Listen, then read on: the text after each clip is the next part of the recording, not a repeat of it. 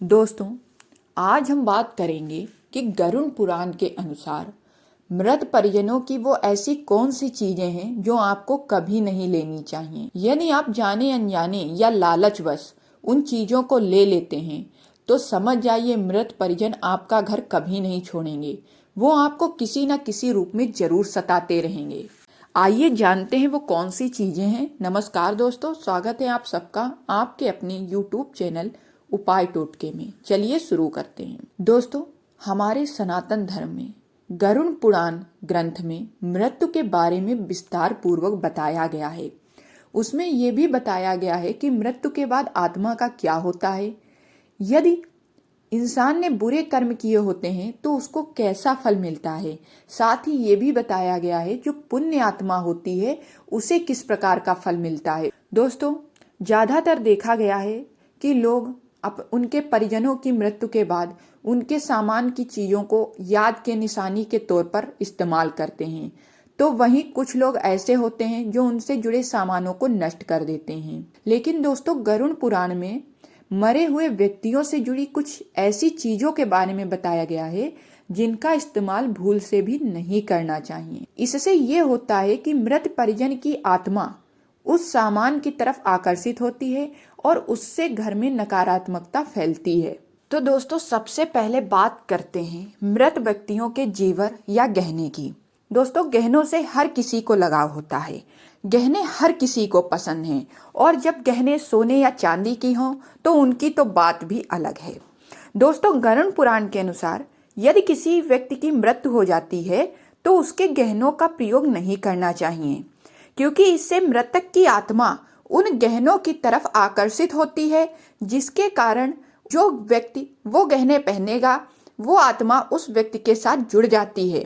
इसके लिए सबसे उचित यही रहेगा कि आप उन गहनों को सही तरीके से बनवाकर यानी नए तरीके से बनाकर फिर उनका इस्तेमाल करें, लेकिन उसी अवस्था में गहनों को पहनने से बचना चाहिए। वहीं यदि कोई मृत व्यक्ति अपनी मृत्यु से पहले ही आपको वह अपने गहने भेंट कर देता है, जैसे अपनी इच्छा अनुसार आपको दे देता है, तो आप उन गहनों का इस्तेमाल कर सकते हैं।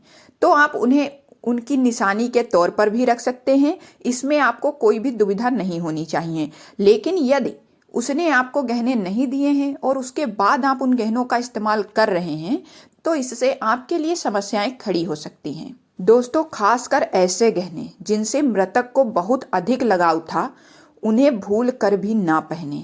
अब बात करते हैं दूसरी चीज के बारे में, कपड़ों के बारे में। गरुड़ पुराण में बताया गया है कि मृत्यु के बाद मृतक की आत्मा संसार का मोह नहीं छोड़ पाती है। यदि किसी व्यक्ति की मृत्यु हो जाती है तो उसके 13 दिन तक उस व्यक्ति की आत्मा उस घर के आसपास उस घर में ही घूमती रहती है और ऐसे में उनके कपड़ों का इस्तेमाल करना उनकी आत्मा को आकर्षित करना माना जाता है। इसलिए मृतक के कपड़ों को पहनने से बचना चाहिए। दोस्तों, व्यक्ति की मृत्यु के बाद उसके कपड़ों का दान कर देना चाहिए। इससे उस मृतक के व्यक्ति की आत्मा को शांति भी मिलेगी और मोक्ष की प्राप्ति भी होगी।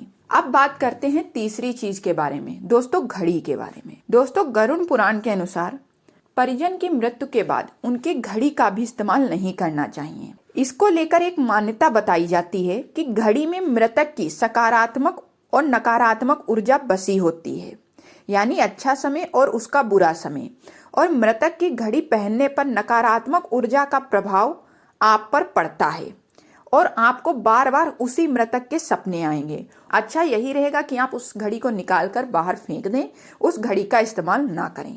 तो दोस्तों, आशा करती हूँ कि आपको ये जानकारी अच्छी लगी होगी और अगले वीडियो में हम बात करेंगे कि मृत्यु के समय व्यक्ति के पास यदि ये 4 चीजें होंगी तो उसको यमराज से भी दंड नहीं मिल पाएगा, यानी वो आराम से स्वर्ग को जा सकेगा। अगले वीडियो में बताएंगे वो ऐसी कौन सी 4 चीजें हैं। तो प्लीज उसके लिए आप हमारे चैनल को सब्सक्राइब कर लीजिए और घंटी वाला बटन जरूर प्रेस कर दीजिएगा, जिससे आपको 11 बजे सीधे नोटिफिकेशन इस वीडियो